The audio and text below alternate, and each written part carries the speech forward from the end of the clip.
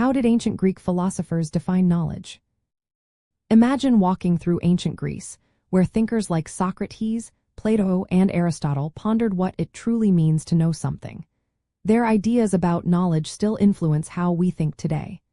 Ancient Greek philosophers saw knowledge as more than just facts.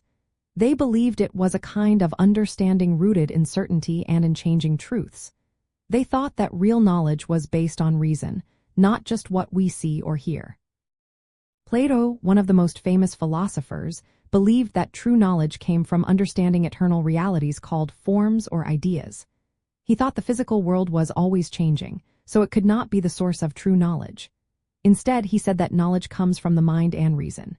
He used the story of the cave to explain this. In the story, people see shadows on a wall and think they are real. But through philosophical thinking, they can see the true light, which is the ultimate truth. Aristotle, a student of Plato, had a different view. He believed that knowledge was understanding the causes and principles of things. He thought that knowing why something is the way it is makes knowledge real. Aristotle used examples from geometry and science to explain this. He said sensory experience is important, but it must be organized and explained through reason. For him, knowledge was about understanding the necessary and universal truths behind things. Socrates, who influenced both Plato and Aristotle, focused on knowledge as a way to live a good life. He believed that knowing what is right and wrong is essential for virtue.